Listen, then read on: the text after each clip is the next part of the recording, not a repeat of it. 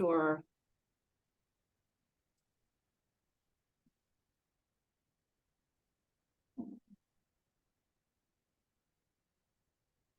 Good morning. We'll wait until folks join us. We'll give it a couple of minutes.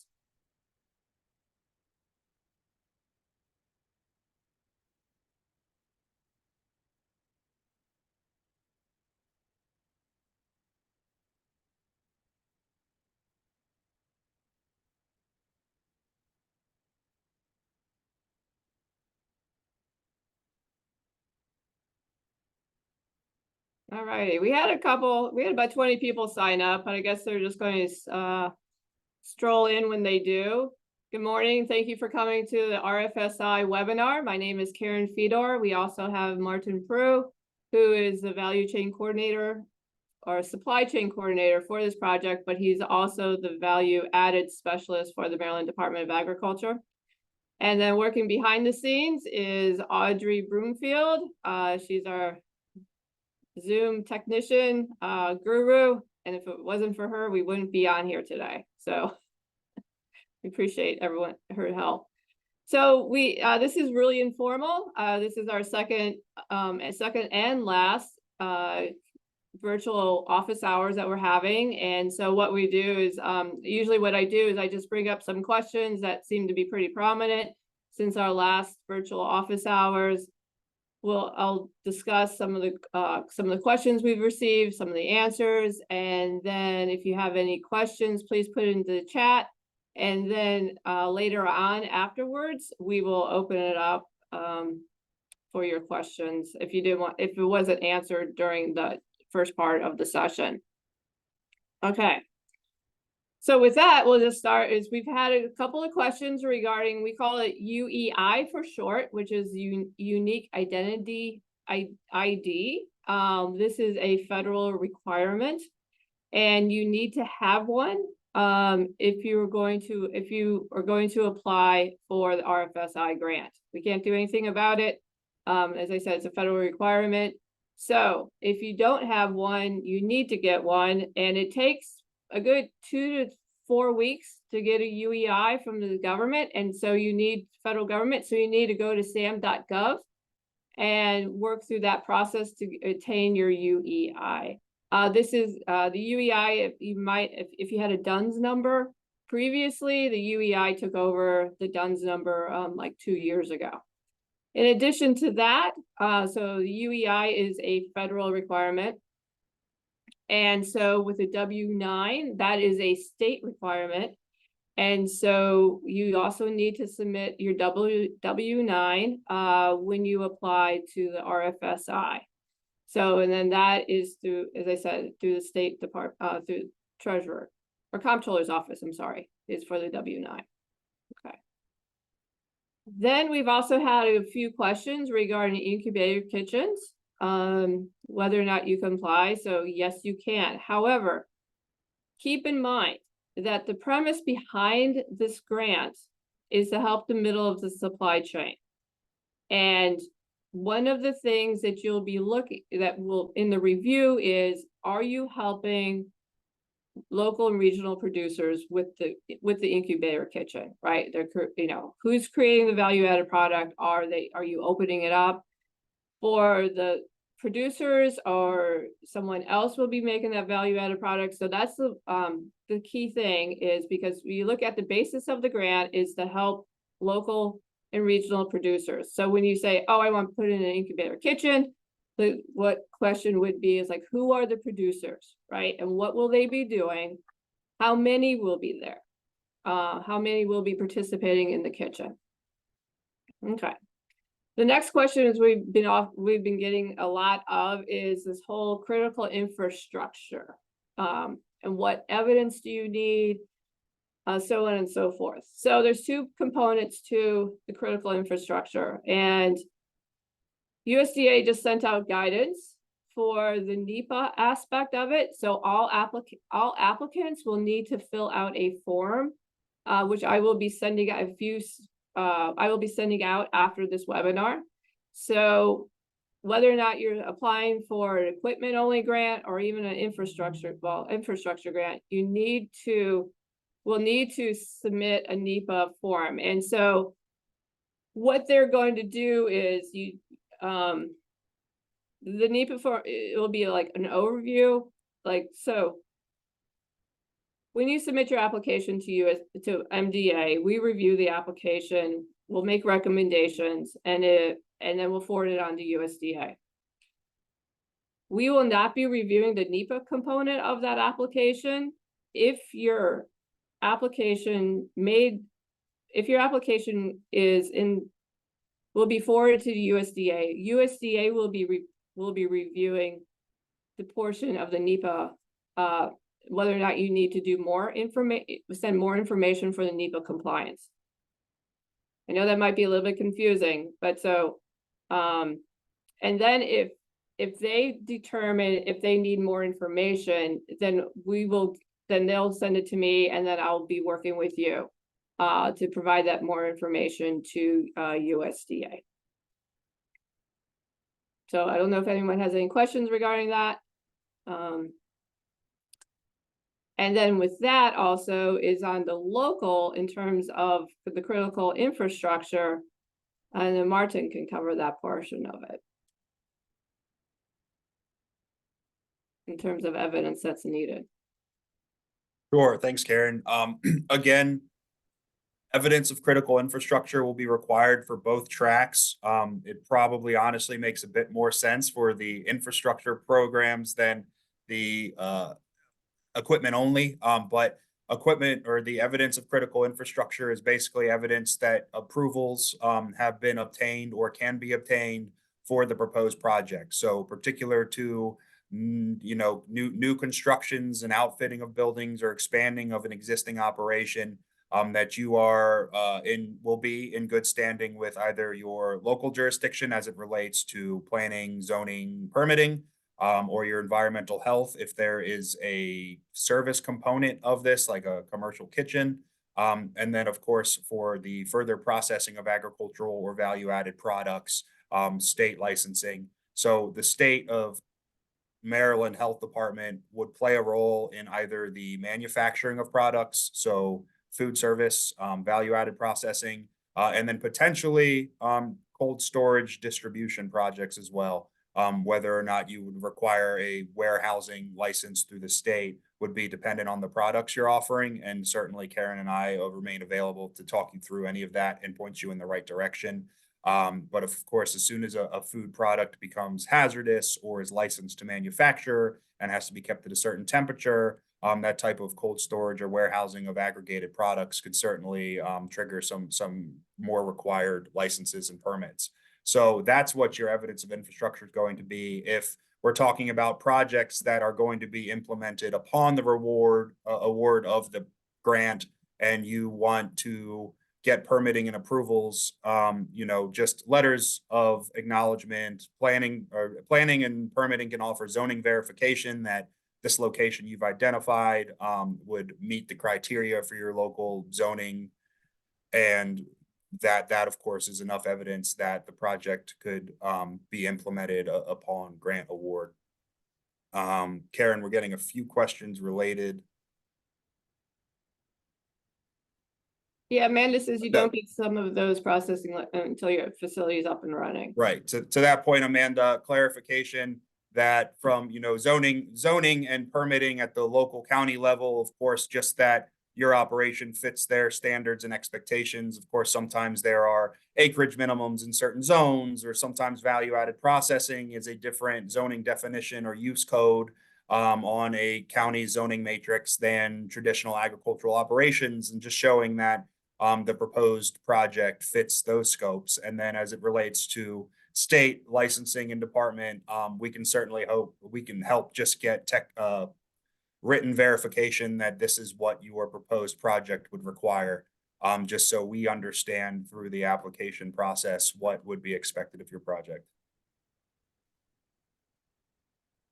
So getting back to your question, Lindsay, there are samples and templates that are on our website that you can download and use. the letter. It's a USDA created template. I could put in the chat. And yes, the FAQs, we actually have a 7-page document for the FAQs. And so we're just making some small edits to them. And so I will get them out later today. That should be ready to go.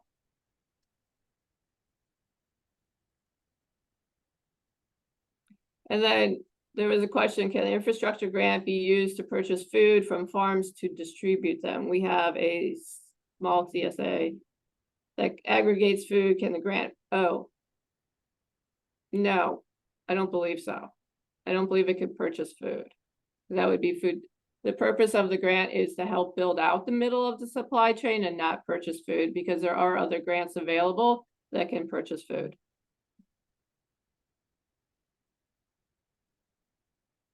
And while we're filtering through questions, Karen, Ann had a follow-up regarding, there was initial question in the chat about if an applicant could submit for both the infrastructure and equipment only grant.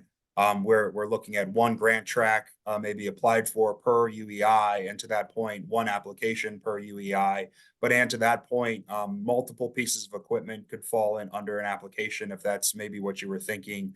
And there multiple components can be proposed within one project, but it is a single application per UEI. Right. So regarding the match,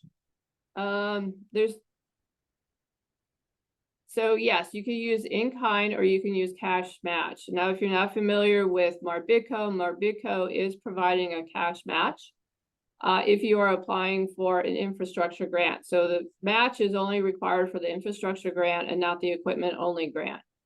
And if and so Marbidco, which the information is on our website, and I could also put it in the chat, but real quickly, here is the website for the RFSI, MDA's RFSI, that you could find the template for the critical infrastructure template.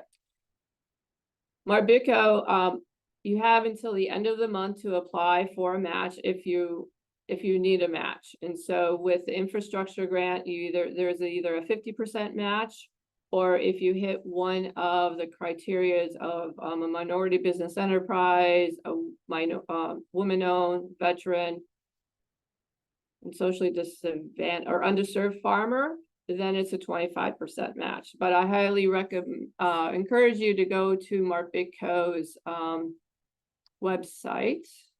And unfortunately, they don't have it here. I thought we had it on our website, but we don't. And check out that possibility if you're looking for a match. And I just realized I sent the website to just Ann only. So let me share it with everybody. Correct. It only applies to the infrastructure and not equipment. So.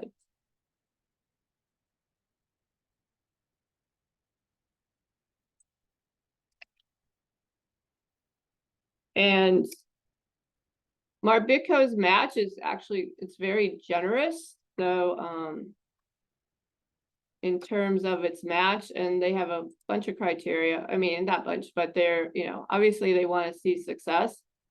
So it's on the front page of Marbidco's website. So I'll just put it there. Definitely worth checking out what they have available if you're looking for a match.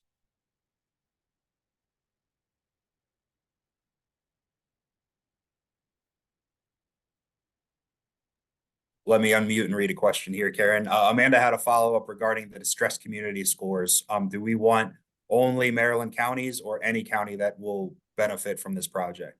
So good question. So the DCI is the counties that will be benefiting from the project. So when you're looking at, so keep that in mind. And yes, we'll definitely look at if you're, obviously with farms or that are on the border, you'll be looking, you may be benefiting other states, other counties within like Pennsylvania or West Virginia. However, I will say that, obviously the other states have an RFSI grant. So we would prefer that it be benefiting Maryland counties, but I understand, especially along the border, right? So your products could, the products could be going into other states. But also keep that in mind too.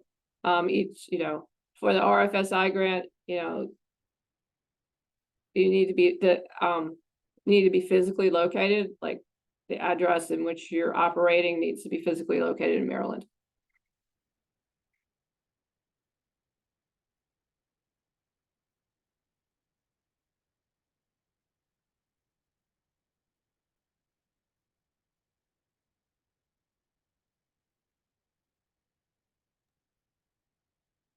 Good question, Bill. So Bill has, can funds be used to purchase and rehab a building plus outfit with equipment?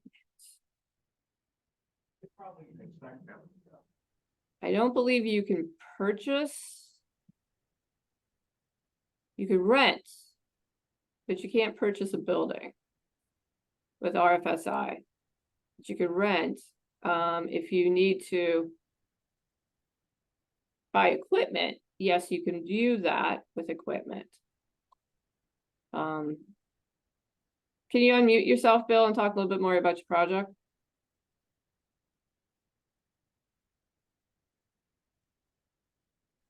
Sorry about that. Yes, absolutely. So the question, there's an existing building in town that has actually been vacant for quite some time. And we've been approached for the possibility of either purchasing or renting, upgrading, and then putting equipment in. It would all be value add inside. So could we, with what you just said, then apply all at the same time to rent, upgrade, and purchase equipment in the same application? Well, it would be an infrastructure grant. So you can't buy the building. Right. But could we rent and upgrade and purchase equipment in the same application? Right. So you could definitely lease. And so then the question is who owns the equipment and how long you can stay in that building? Mm-hmm. And so that would be one of the things. Due diligence would be, if you're renting, then how long, one of the things that would be considered is like, how long is the rent or the lease of the building? Okay. And how long will the equipment be in the building? Okay. So in other words, a longer lease would have a better chance then, is what you're saying. Correct. Okay. And this is Bill's wife, Christina. Can we braid funding with Project Restore? I'm sorry? Can we braid funding with Project Restore? What does that mean? What's Project Restore? Project Restore is looking at abandoned buildings to be able to cover rent. But again, you don't know which one you might get. So if you Is put an that a federal application, grant, a state grant? I'm sorry, I'm not familiar That's- with that grant. that's a state grant. State Okay. DHCD, Karen. Okay, thanks. So well, it depends where their funding source is, and so that's an interesting question, because if the source of the funds are from the federal government, then probably not, because you can't match federal funds with federal funds. This would be state. Right, but if the state gets the funds, it depends on if it's federal funds that is issued through the state, like a pass-through, similar to the RFSI. So RFSI is federal funds, but it's being passed through the state. So if this project from DHCD, it would be good to know whether or not they're state funds or if they're federal funds. If DHCD is a pass-through for federal funds, or is it just state funds?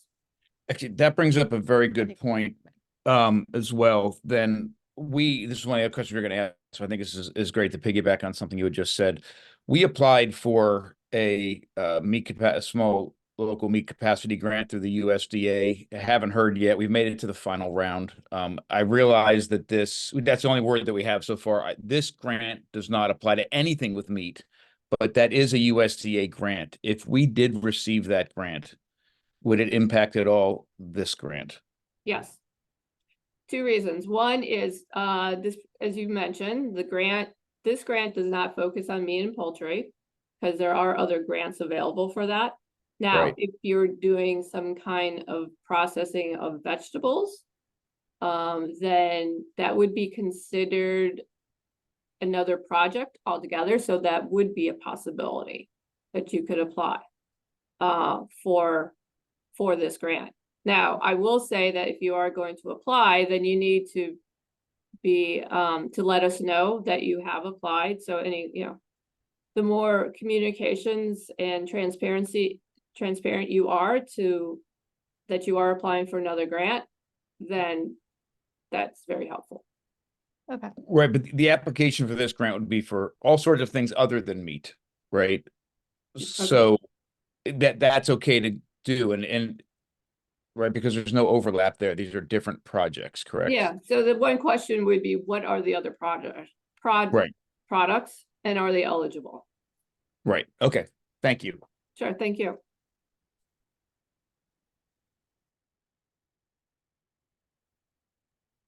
So Amanda, like, what is the lifespan of the project? Let's say 5 years. What is stipulations for the purchase? Okay, good question. So this is a 4-year grant. So the reporting requirements would be up for 4 years, well, until 2007. And then once that has passed, then right now the state is saying, in terms of, we do not require that you'll have to do additional reporting after the grant is closed out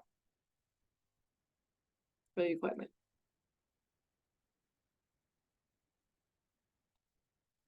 Okay, great.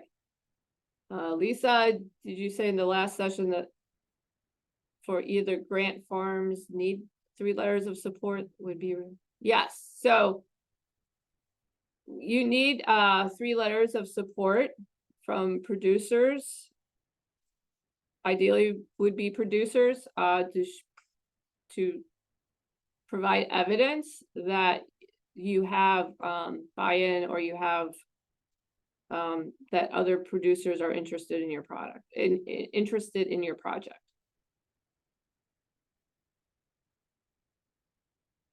So Karen, Mhm. so let's say I'm looking at a roots washer to create efficiencies to balance out the increase in labor costs on the farm.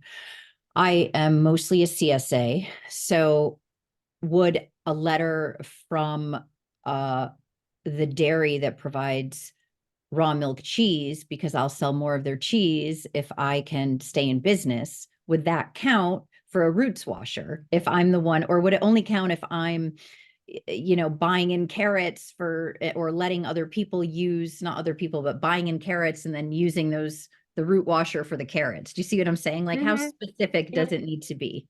Right. Ideally, it would be specific to the producers that's benefiting from that piece of equipment. I mean, I understand what you're saying regarding the dairy, because there's an indirect correlation there, but USDA would like to see more of a direct correlation. And then also, if there's any evidence that, well, it's more for a direct consumer idea versus aggregating, then probably wouldn't be eligible. So that's, Okay, so it's more about increasing my ability to aggregate. So getting another cooler at a different temperature to be able to bring in more dairy so that I could sell more dairy is more appropriate than being able to wash my carrots more efficiently. correct. And then in that case, with the cooler, you said there's also critical infrastructure permits and planning, like I would call the county. Like, how do I start with that to get that particular permit? I'll turn that over to Martin. Okay, thank you. Thank you. Lisa, we'll follow up with us about more specifics, but while Karen answers a few more questions, I'm going to drag and drop some helpful links as it relates to the state. The state would regulate warehousing and cold storage distribution. And there's some FAQs on their website as well. A place to start, but should any questions rise, please reach out to us directly. The health department your local health officer would probably send you to the state anyway. So let me drop some of those helpful links. Super, thank you.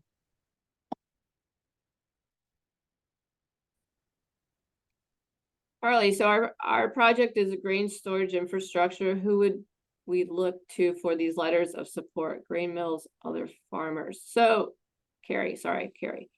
So Carrie, can you unmute yourself and talk a little bit more? I have some questions regarding what type of grain. Yes, you're just gonna hear a little girl in the background. Oh, that's fine. So we primarily do wheat that he sells to the grain mill, and then they sell to the flour mills. Okay. Are you in Southern Maryland?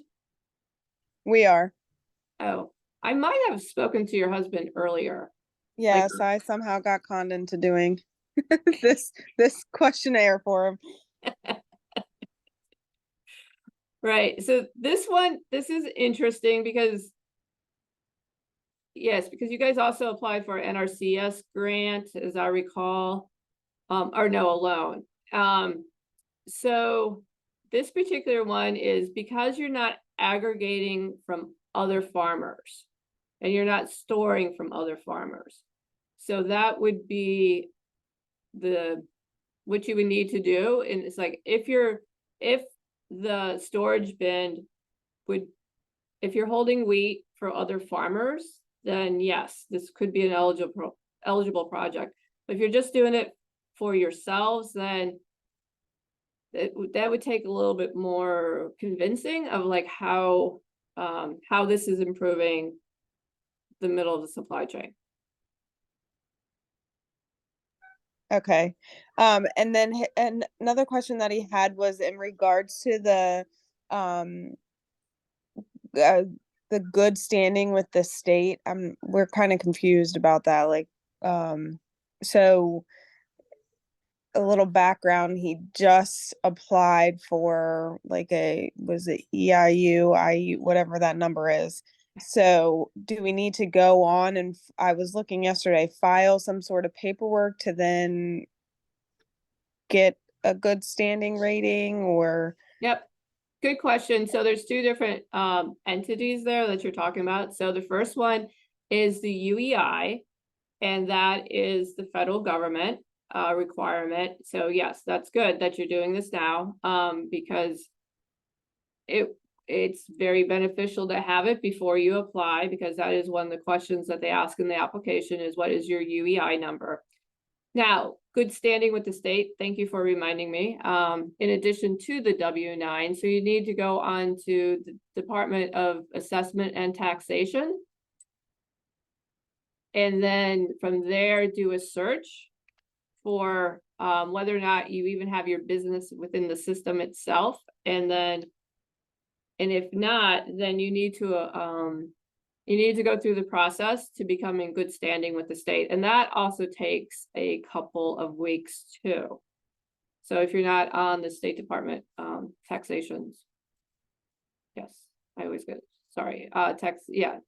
website, then that would be a good idea too, to start that process. Thank you for that question.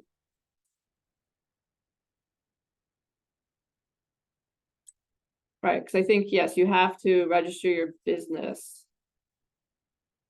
with the state. Okay, yeah, I was looking or maybe it was last week.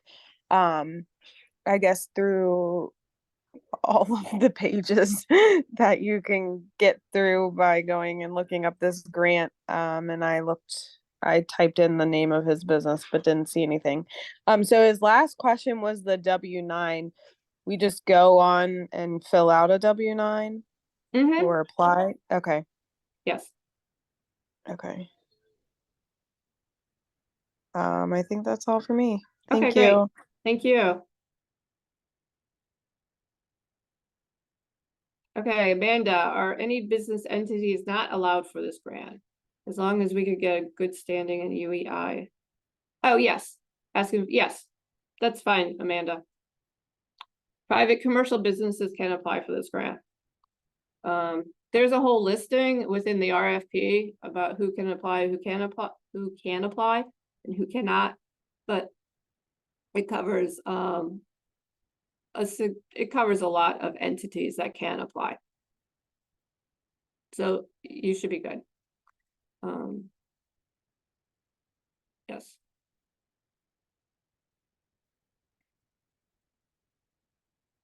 So do distressed communities index DCI only apply to communities where end users live, or do the counties where products are being produced also count as beneficial? Good question. That is actually a popular question. So they want to see who the end user, who will benefiting from the product that is being created. And, you know, I know in some cases you may not know, but do your best to determine what areas, right? And it could be, you know, it'll be evident if we look at, okay, so look at, you know, if you're looking at your base of operation where the product is developed, and then, you know, it's usually within a certain amount of radius of where your distribution is. If you are using, you know, if you are using a distributor, then that would be actually really good to identify in your application too.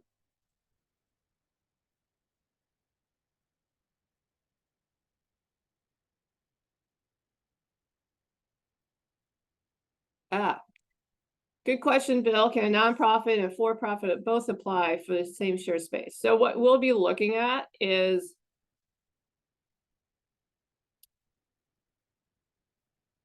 the UEI number of who's applying, because I had a similar question earlier offline. So one is a commercial entity and then one is a nonprofit entity. If they have this same UEI, then it doesn't matter which entity applies, but the funding will only go to one project.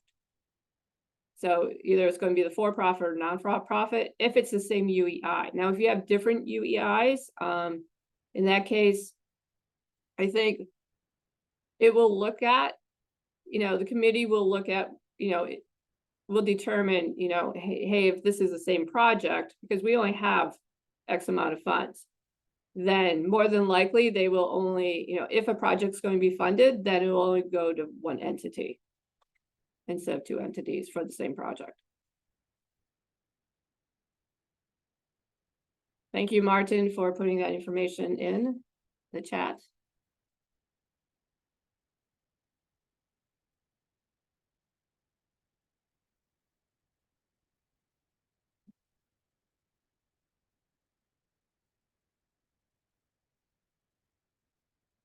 I think I got everybody's questions. Or maybe not.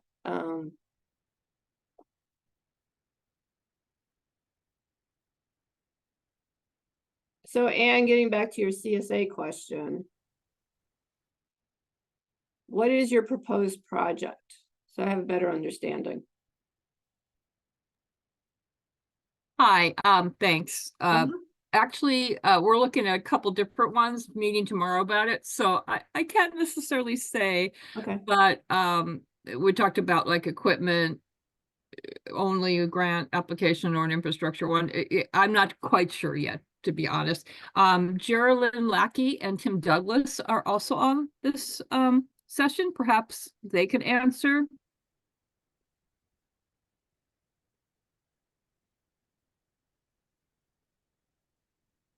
Yep. Hello. So my name's Tim Douglas.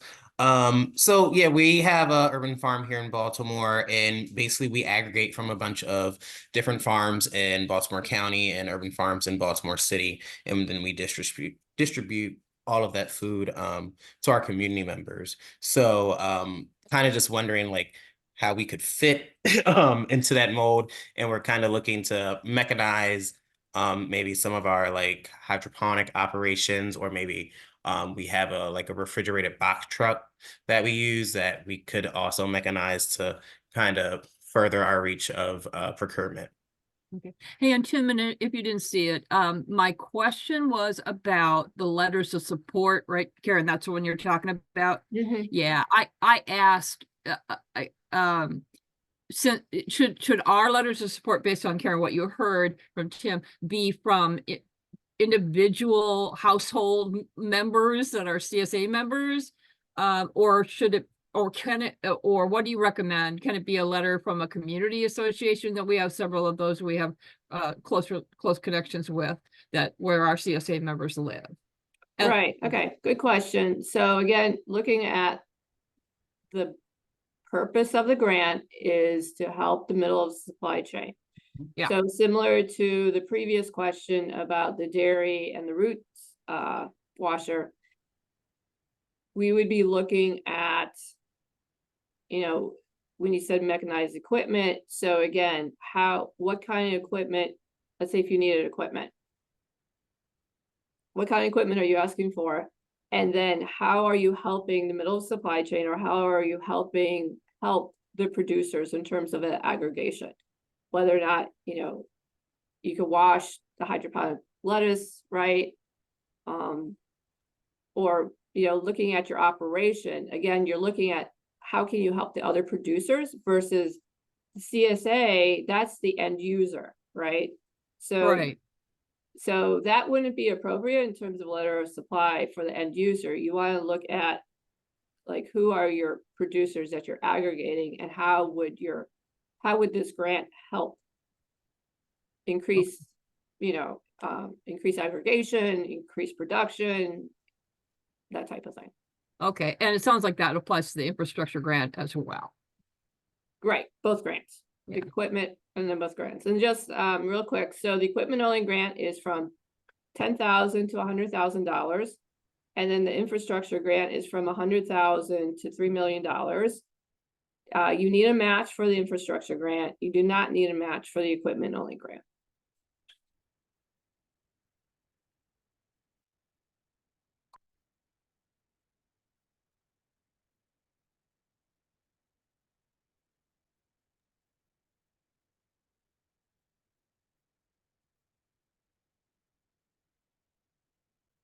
Aaron, question about equipment costs and quotes for equipment costs. I assume this would be potentially equipment only, but the question is about how to supply documentation of costs when prices might change. So in this scenario, they're hoping to buy a refrigerated truck, and of course, the quotes they're going to get now are currently what's in stock. So it's unlikely that those same vehicles will be available when the grant's actually awarded.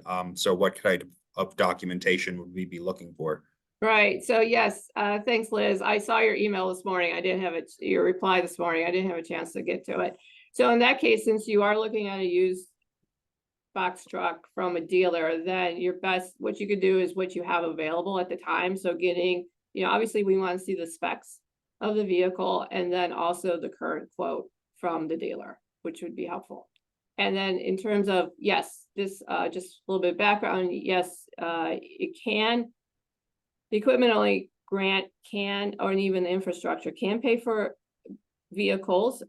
It's listed under special purpose vehicles, which would be technical vehicles, and a refrigerator truck would qualify underneath that.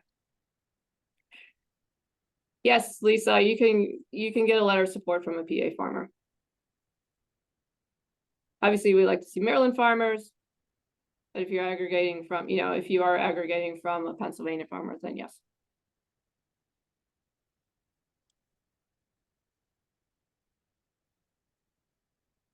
Good question regarding inflation. I understand that completely, given the prices that are now and then what they might be in a year or two.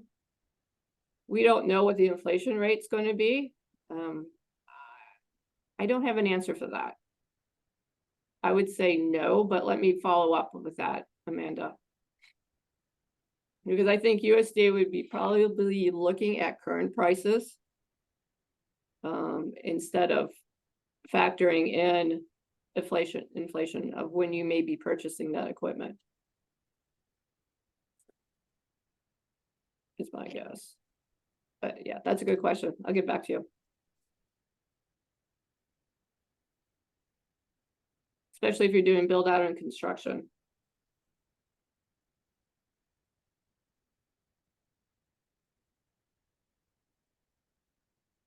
Hey, Karen, Mm-hmm. could I just ask a follow-up question on cost estimates, and would a way to maybe handle that I mean, I'm loath to ask it because it would be more work in applications that already sound like they've got a fair number of requirements, but could a way to address that be to get multiple quotes, like say submit 2 or 3 and say, you know, and then just put in the budget like the highest quote, basically?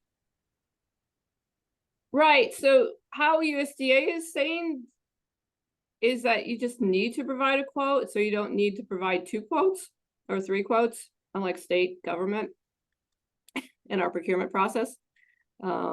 They just want to see a quote when you submit your application. Now, if you want to go through that process, then yes, I mean, the applicant could. But right now, the requirement is just provide a quote when you submit the application. But that's a really good point. How? Yeah, and again, like I'm sorry to sort of go down this road, but how is that going to be looked at as part of the evaluation criteria? Like how important is cost going to be? I mean, particularly for something like the equipment grants, which have, you know, not the highest ceiling of the awards that are available.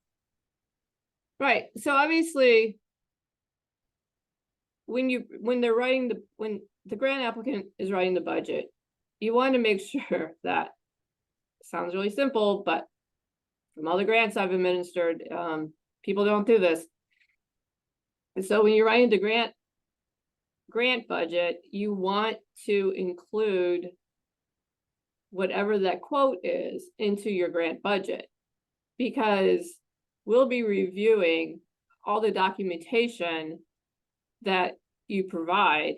So if you don't, so let's say you say like a truck is $50,000, right? And so, but then you submit a grant, but then you submit like a quote for 30,000. Well, then for a $30,000 truck. So then the question would be is like, why did you submit a $50,000, in your budget when your documentation says 30,000? So when when you write the grant budget, so you got to keep that in mind. And again, you would be surprised what people do. And so something as simple as that is very beneficial, that you have the documentation and it corresponds to what you wrote in your grant application and also the budget narrative. And in terms of rubric, we have a rubric on our website, as part of the RFP. And we don't know how much, it's all going to be based on what comes in terms of the applications. Talking to my fellow colleagues across the country that is administrating this grant, Montana had 59 infrastructure grants. Of course, they have a lot more money, and then 89 equipment only grants. So we'll just see what we come, we can't predict what's going to happen or what's going to be submitted, and how it's going to be allocated in terms of equipment only versus infrastructure until we see what's comes in. I will say that we have received a lot of questions regarding both grants. And again, it just, come March 15th and whether or not people decide to submit a grant application by the 15th. So I hope that helps.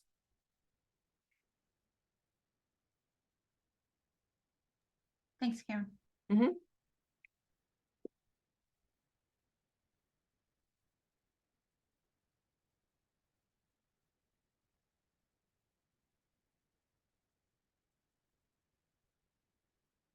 Any more questions?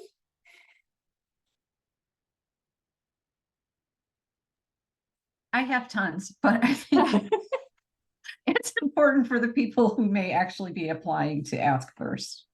Right. Lisa, no, this is our last office hours. You're free to give Martin and I a call, or send us an email at, put it in the chat.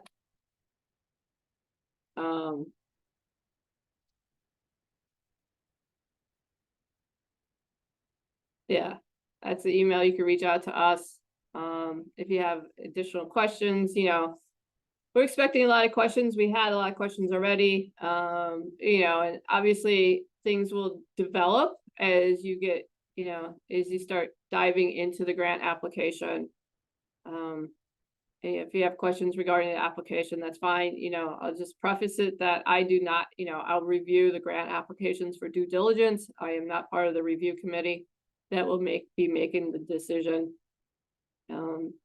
for recommendations to go on to USDA.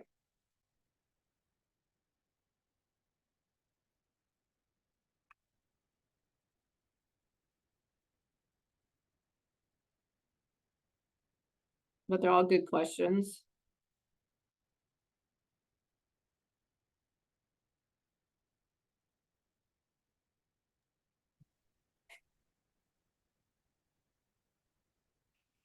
Yes, and we've had regarding M-Farm. M-Farm is the Maryland Agriculture Resiliency Mechanism Grant Program. That is a different program administered through the Maryland Department of Agriculture. We've had quite a few technology problems on One Stop, and we should be sending out final notifications this week.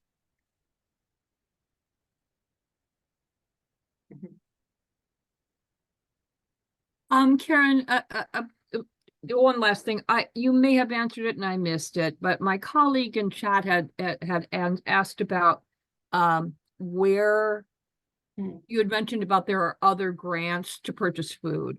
M-Farm being one. Yep. She asked where to find those. Would you say that's simply on your website? Yeah, I guess what the question would be is, I need to know more about your operations, right? Gotcha. Okay. And what type of operation. And so there's multitude of things. I'd love to, I'd be more than happy we could schedule a phone call offline to discuss those. We could set up a phone call. Okay. I'll be in touch then. I'll talk with Yes. Tim Douglas and Geraldine, and we're Yeah. talking tomorrow. Thank you so much. Sure, no problem. Happy And to. Martin, you as well. Thank you. Thank you.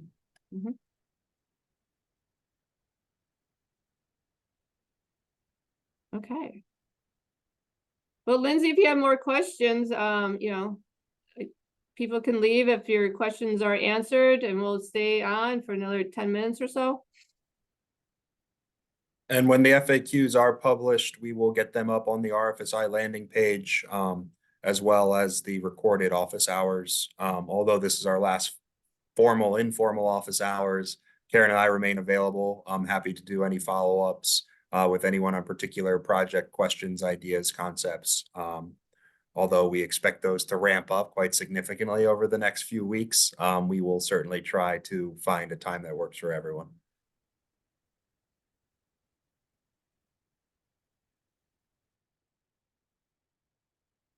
Well, Karen and Martin, thank you so much. I personally really love the office hour TA approach, and I hope for the folks that are applying and working in all parts of the supply chain that they are too.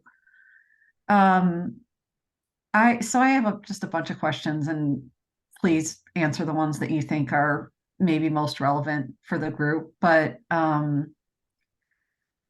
the first one is, does MDA need any support continuing to get the word out on this opportunity, either in particular, parts of the state, to particular types of applicants? I don't know, based on our first information webinar, we had like 200 people sign up. And we've had steady stream of inquiries. I think it's, I haven't heard much from Western Maryland, which is kind of surprising, but I know they're aware of it. So yeah, if you want to get the word out, we've had good traction from the press release and the social media. And so, obviously any word people can do to get the word out is great.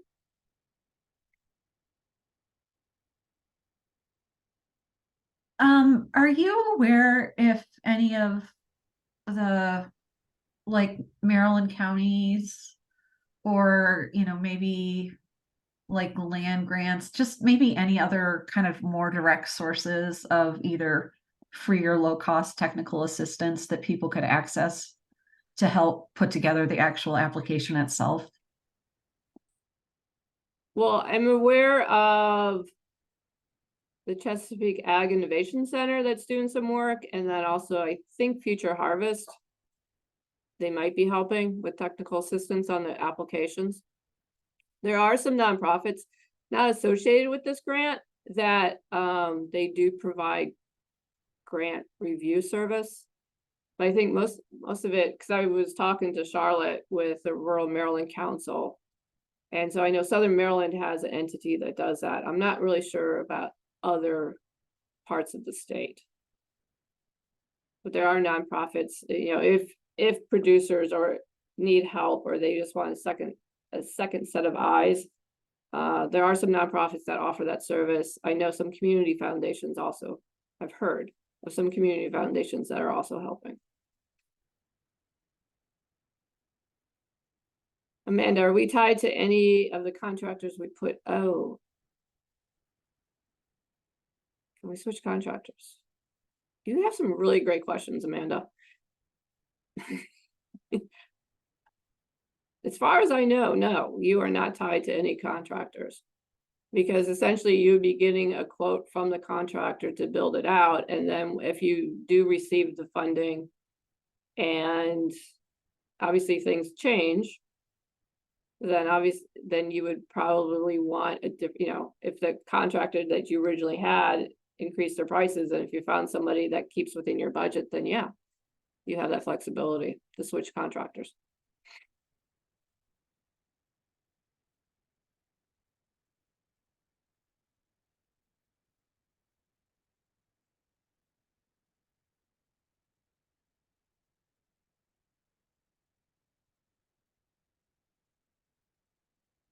Okay, well, I got 5 more minutes, and if no one has any more questions, then we could just call it a day. No, Karen. Oh, okay. Sorry. Sorry. Sorry, I just need to pull up my question list real Okay. quick. So, okay. So back on the pricing, and getting quotes for different things. Is there any, in terms of the rubric, is there any consideration given to if the sort of like purchases contracting will be from Maryland firms, or even, I don't know, something federally that would suggest not to do that or do that? Can you rephrase your question? I'm still trying to understand it. So if you're getting quotes for work to be done or equipment to be purchased, do you think in terms of competitiveness of the application, there's value to seeking out a Maryland provider or retailer versus somebody out of state? Yes. I think it would be helpful. So better to go with in-state if available? Yes. Okay. Amanda. Yes, Amanda, it's in the RFP. I can't tell you what page. But yes, because we're saying August. I'm trying to refresh my memory. August of this year, because we should find out by August who receives the funding from, and then by May 1st of 2027. Okay, great. Glad you saw it. So Karen and Martin, just another question. Are you in terms of like the number and scope of the questions that you're getting from potential applicants, are there other, federal or state funding opportunities that are coming to mind immediately as something that potential applicants might want to look into? I mean, just for example, I feel like, and you guys are the experts, that I've heard a little bit of crossover with, say, like a potential value added producer grant application. Yes, in fact, I talked to somebody the other day who is applying to both the RFSI and the value added producer grant. And so, that's their prerogative. They can do that. I know it's a lot of work. The VA, the value added proposals are a lot more work than RFSI, but that's what they want to do. And the other thing, it's very similar to the local food promotion program. I find, there's a lot of similarities between RFSI and that one. Obviously, the funding is not as robust as with RFSI. And then also, as you're familiar with the regional food system one, also the food partnership one, is a little bit, but kind of, but they expect a little bit more broader outreach. Yes, and specialty crop too. So I also thank you, Amanda, for that. It's a quick plug for that. So in Thursday, I'm doing a webinar for specialty crop block grant. And that is solely focused on specialty crops, which are fruits and vegetables. And thanks to RFSI, I have had a lot of more interest in specialty crop, because specialty crop is a small, like $400,000 grant that we've been administering for the past 10 years or so. And so there are similarities to RFSI and specialty crop. The only caveat is equipment cost, because equipment can only be, has to be under $5,000. So that's a big deterrent for some entities. But thank you, Amanda, for that. Yeah, that is like super helpful. So, but Karen and Martin, in your experience, do you think that the applications, the requirements, et cetera, as well as the available funding pool for RFSI, which is not a federal competition, it's more of a state competition. If people were considering like multiple grants, do you think strategically, if they could only do one, it makes more sense from a time and resource and other standpoint to really focus on RFSI this year, given that those other grants are all annual opportunities in terms of, being able to submit an application? Right. So if you're talking in regards to like value added, so yes, RFSI is a one-time allocation, and we will not see this again, as far as I know. But the other grants are ongoing and recurring. So yes, and I believe they're part of the Farm Bill, so their funding should be around. So good point. If you only have time to apply to one grant, now granted, it depends on the grant source, because like value added is a federal grant, so you got more competition from across the country, while RFSI is a state, we're looking at applications only from Maryland. Specialty crop is a state program with funding coming in, obviously we receive federal funds. So that would, so you have less competition there. So yes, you're only competing with applications within Maryland itself versus a nationwide, like local foods or the regional food partnership grant. Good point. Alrighty, so it's 11 o'clock, and I know we all need to go on with our days, and thank you for your time today, and thank you for joining us. And again, feel free to reach out to Martin and I, and many thanks to Audrey from behind the scenes. We appreciate your time. And again, if you have any questions, just give us a call or send us an email. So thank you. Right. Bye.